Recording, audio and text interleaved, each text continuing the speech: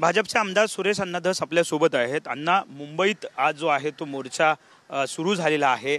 ज्या पद्धतीने आरोपींना पकडलंय, परंतु फाशीची मागणी द्या अशी मागणी जी आहे ते या मोर्चेकऱ्यांची दिसताना पाहायला मिळते। तुम्ही सुद्धा थोड्या वेळात त्या ठिकाणी जाणार आहात, काय नेमकं सांगा?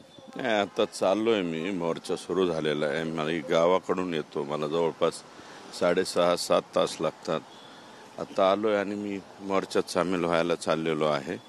आणि हा क्राय जो आहे, पब्लिकांचा आक्रोश जे आहे ते फक्त अटक केल्याने याच्यावरतीच थांबत नाही। सगळ्या लोकांची डिमांडच ही आहे की या लोकांना फाशी झाली पाहिजे, कारण इतका ब्रुटल मर्डर असा हा आपल्या महाराष्ट्रात तरी यापूर्वी घडलेला नाही।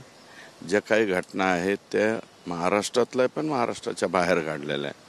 त्यामुळे हा आक्रोश आहे आणि त्याच्याप्रती राग रोष व्यक्त करण्यासाठी लोक त्या ठिकाणी जमत आहेत। संतोष देशमुख यांचे कुटुंबीय सुद्धा मुंबईत दाखल झाले आहेत, ते सुद्धा त्यात सामील आहेत, त्यांचाही आक्रोश पाहायला मिळतो। त्या कुटुंबाला बोलवल्याच्या नंतर त्यांचं काम आहे, ते 100% येतात तिथं आणि ते आल्याच्यामुळं आम्हालाही बोलवल्याच्या नंतर, कारण ही राजधानी आहे, राजधानीच्या या ठिकाणी बोलवलं नाही आलं, कारण हा प्रश्न जो आहे तो मी सुरुवात त्याची केलेली आहे।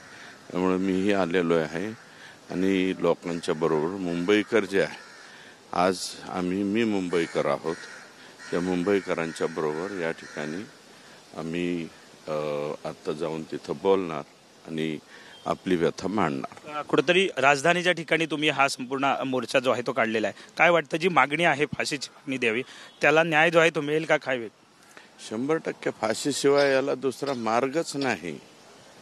हे जे आहेत हे लोक फाशीच गेले पाहिजे, यातला कोणीही सुटता कामा नये।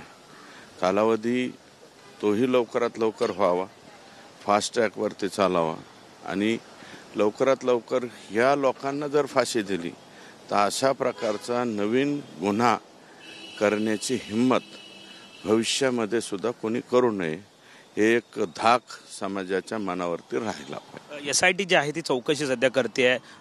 14 दिवसाची कोठडी जी आहे ती वाल्मिक कराड यांना देण्यात आलेली आहे। आता जे MCR मिळाला आहे, MCR आता 14 दिवस MCR मिळेल, ते कायदेशीर प्रक्रिया आहे आणि जे SIT तपास करते तो योग्य दिशेने करते असं आम्हाला वाटतं। गुणवर्धन सदावर्ते असे म्हणतायत की एका बाजूला मनोज जरांगे पाटील आंदोलन करतायत तर दुसऱ्या बाजूला मुंबईमध्ये सुरेश धस आले आहेत, त्यामुळे मराठा लीडर नेमका मोठा कोण आहे हे दाखवण्याचा प्रकार तुम्ही करताय असं त्यांचं व्यक्तिगत मत त्यांनी व्यक्त केलं। मी टॉम अँड जेरी पाहायचं सोडून दिलेलं आहे।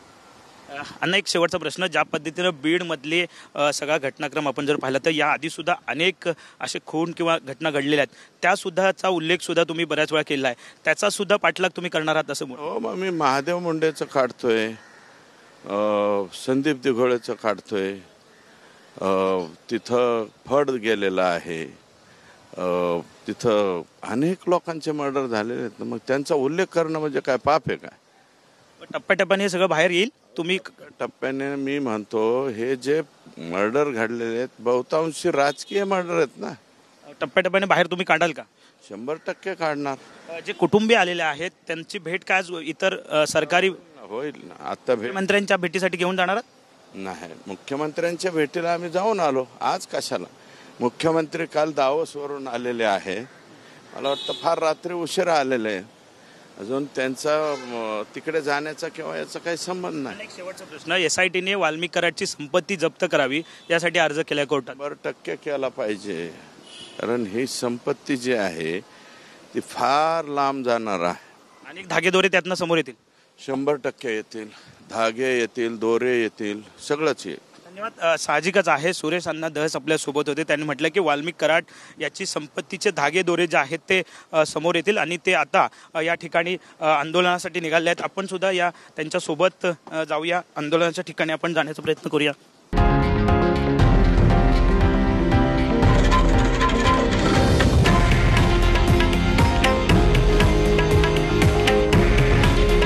हे आहे देशातील नंबर 1 न्यूज नेटवर्क आणि आपण पाहत आहात TV9 मराठी। काळजी तुमची, हित महाराष्ट्राचं।